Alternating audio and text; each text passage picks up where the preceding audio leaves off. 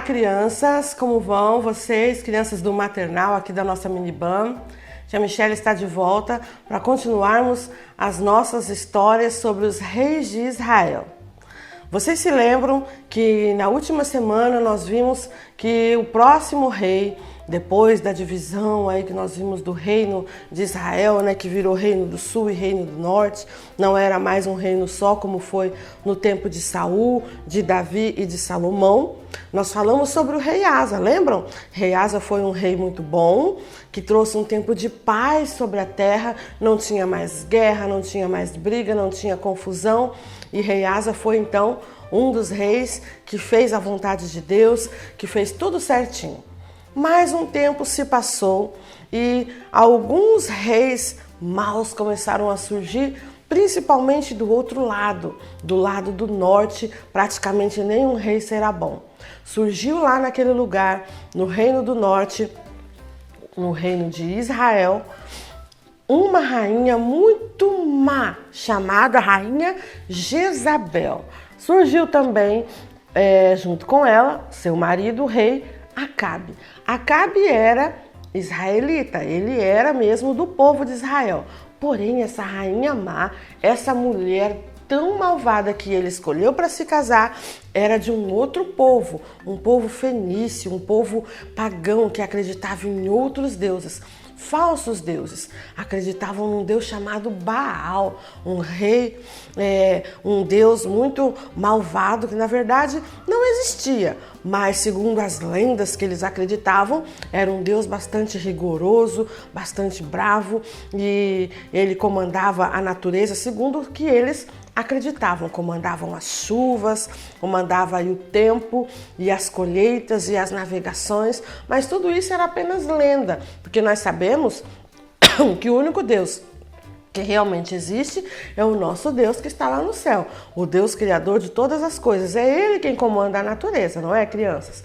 Mas o rei Acabe, um rei nada sábio, acabou se casando com essa mulher, a Jezabel, que se tornou aí uma rainha muito má, muito malvada, que trouxe maldição sobre o reino de Israel. Ela ensinou as pessoas a adorarem esse deus Baal, fez o marido dela construir um templo para esse Deus. Vocês lembram que antes só existia o templo de Salomão, que Salomão construiu para que adorassem a Deus? Pois é. Nesse tempo aqui, a Jezabel fez até o Acabe construir um templo para esse Deus aí, esse falso Deus malvadão chamado de Baal. Em cada tempo, em cada rei, né, no seu tempo, existia também um profeta, crianças. Um profeta que falava as coisas que Deus mandava para os seus reis, para os reis de Judá e de Israel, o reino do norte e o reino do sul. Na época de Acabe, o profeta era Elias. O profeta Elias, um grande homem de Deus, fez muitos milagres, foi muito abençoado, trouxe para Acabe um recadinho de Deus. Aquele povo estava perdido, fazendo tudo errado, adorando falsos deuses, e Deus mandou Elias surgir na história, aparecer na frente de Acabe e de Jezabel e avisar o seguinte: não vai chover sobre Israel. Eles ficaram muito bravos.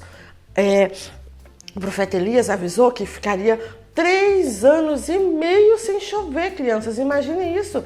3 anos e meio sem chuva. Aqui a gente fica 1 mês, 3 meses sem chuva, a gente já fica desesperado. O tempo fica seco, os rios baixam a água, fica tudo muito ruim, as plantinhas morrem, as plantações sofrem consequência e os alimentos ficam mais caros porque não está tendo chuva. Imagine então naquela época, naquele lugar que tudo já era mais difícil, lá em Israel já era um lugar mais desértico, mais seco, né, cheio de areia, poucos rios, não tão uma terra tão molhada e tão úmida e tão chuvoso quanto é aqui no nosso país, aqui no Brasil. Já era um lugar difícil e ainda por cima ficou 3 anos e meio sem chover, imaginem. Os rios baixando, as plantinhas morrendo, os animais morrendo de sede, as pessoas com fome. Então, Jezabel mandou matar matar o profeta Elias, porque ele tinha profetizado essa falta de chuva, essa seca, e ele disse... Acabe concordou com ela e disse que era para então caçarem Elias para que ele fosse morto por ter profetizado aí essa maldição, né? Um castigo de Deus aí sobre a terra de Israel. Elias então teve que ficar muito tempo escondido, crianças. Foi se esconder numa caverna, à beira de um riacho. Lá naquele lugar ele tinha água para beber, porque ele estava bem escondido, né, perto de um riacho, de uma caverna, mas que tinha um riacho por perto, e ali ele tinha água para beber. Mas ele não tinha comida. Como Elias fazia então para se alimentar? Vocês nem imaginam o que Deus fez. Ele mandava os passarinhos levarem comida para o profeta Elias. Levavam pão, levavam carne, todos os dias alimentando o profeta Elias. E Elias podia então fazer um sanduíche, fazer ali um churrasquinho com a comida que os corvos, os passarinhos levavam para ele, obedecendo à voz de Deus. Elias então se sentiu muito bem cuidado por Deus. Ele ali ficou muito bem guardado, bem alimentado, porque Deus sabia que ele tinha obedecido a sua ordem, tinha feito tudo do jeito que Deus tinha mandado, e ele então ficou ali escondidinho até que Deus mandasse sair. Um dia Deus mandou Elias sair da caverna e ir até um certo lugar, onde ele encontrou, sabe quem? Uma viuvinha, uma boa mulher que estava já ficando sem alimento na sua casa. Durante a seca, as plantações foram secando, a comida foi acabando, e essa viuvinha, uma boa mulher, serva de Deus que tinha um filhinho, estava no caminho, então encontrou-se com Elias, e Elias pediu a ela água, e ela deu. Mas aí ele também pediu pão. E o que ela disse? Ela disse: profeta, eu não tenho mais o que comer, só tenho um pouquinho de farinha de trigo e um pouquinho de azeite para fazer um último pão para mim e para o meu filho. E depois disso, nós morreremos de fome, porque não há mais comida nessa terra. Eu não tenho mais dinheiro para comprar, então nós vamos morrer. Mas o profeta Elias disse àquela mulher não se preocupar, que fizesse então para ele um pão e servisse para eles três, ela, seu filho e também o profeta, que Deus multiplicaria a comida na sua casa. E foi isso que aconteceu. A viuvinha fez o pão, serviu para o profeta, eles três se fartaram, saciaram sua fome, mas o trigo que ela tinha continuou ali na tigela. O azeite que ela tinha continuou também no seu jarro. E ela, durante toda a seca, pôde se alimentar com seu filho, porque o azeite dela nunca acabava. O trigo da casa dela nunca terminava. E além de ter esse trigo e esse azeite multiplicado para ela e o filho sempre comerem, ela ainda pôde vender para outras pessoas de tanto azeite, de tanto trigo que ela tinha em casa, e aí ela pôde ganhar um dinheirinho e nada faltou na casa dela.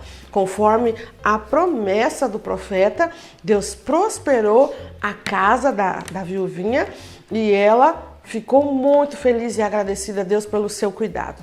E ainda passou um tempo, crianças, em que o filhinho dessa viúva ficou doente. Ela mandou chamar o profeta, porque o menino morreu. Mas Deus sabe o que ele fez?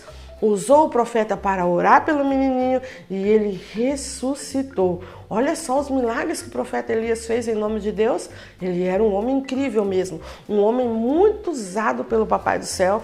E mais um milagre ele fez acontecer na vida daquela viuvinha. Olha só quantos milagres o profeta Elias conseguiu realizar na sua história. Ele fez a chuva desaparecer. Ele fez o azeite e o trigo da casa da viuvinha se multiplicarem e nunca acabar. E também fez o menininho que já estava morto ressuscitar. Olha quantos milagres o profeta Elias fez acontecer durante a sua história. E durante todo esse tempo, o povo que não era fiel, não era obediente, estava sofrendo a consequência e o castigo por serem desobedientes. Durante todo esse tempo, estavam reinando ali, então, a malvada rainha Jezabel e também o rei Acabe. Os dois estavam muito desagradando a Deus, estavam muito desobedientes e Deus mandou então esse castigo sobre aquela terra para que eles vissem quem era o verdadeiro Deus. Gostaram da história? Ela não termina por aqui. Nós vamos continuar na próxima semana mostrando para vocês o que mais Deus fez através da vida de Elias, tá bom?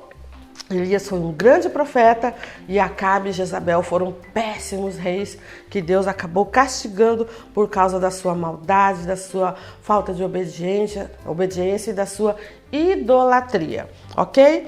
Vamos então orar para que Deus ajude e nos ensine a sermos sempre obedientes, como foi a viuvinha, como foi o profeta Elias, e nunca fazermos as maldades que fizeram a malvada rainha Jezabel e o malvado rei Acabe. Vamos orar? Querido Deus, nós te agradecemos por mais esse momento. Pedimos que nossas crianças possam aprender cada dia mais a fazerem, ó Deus, a sua vontade, a fazerem, Senhor Deus, aquilo que o Senhor nos ensina, a sermos obedientes, a sermos corajosos, como foi o profeta Elias, trazendo esse recado de Deus tão perigoso para a sua vida, né? Ele foi até mesmo jurado de morte, teve que fugir por ter dado esse recado ruim para um rei tão malvado, mas ele obedeceu à voz de Deus. Nós queremos ser assim obedientes como Elias também e queremos ter o seu cuidado, Papai do céu, sobre as nossas vidas, como Elias teve o seu cuidado enquanto esteve na caverna, escondido, longe, à beira daquele riacho, e o Senhor mandou os passarinhos cuidarem dele. O Senhor cuida de nós, nós sabemos. Te pedimos que continue a cuidar. Não nos abandone, não nos deixe sozinhos, não deixe faltar nada em nossas casas. A comida nas nossas panelas, nas nossas geladeiras, o pãozinho de cada dia de cada uma das nossas crianças, que não falte na mesa de cada um. É o que nós te pedimos em nome de Jesus, e também que todos eles tenham saúde e vida abundante, vida longa, como o menininho que Elias curou, ressuscitou e trouxe de volta para os braços da sua mamãe. É isso que nós desejamos para os nossos pequeninos. Em nome de Jesus, amém. Gostaram da história? Sejam obedientes, sejam corajosos como foi Elias, sejam obedientes como foram os passarinhos que alimentaram Elias, sejam também generosos como foi a viúva que dividiu um pouquinho que ela tinha com o profeta Elias, e Deus então fez prosperar e multiplicar o pouco que ela tinha, porque ela dividiu com alguém, ela não foi egoísta, né? Ela dividiu o que tinha com o profeta e o profeta abençoou grandemente a vida dela e a casa dela, ok? Vamos fugir da maldade, da desobediência e da idolatria que foram aí o que aconteceu na vida de Acabe e de Jezabel.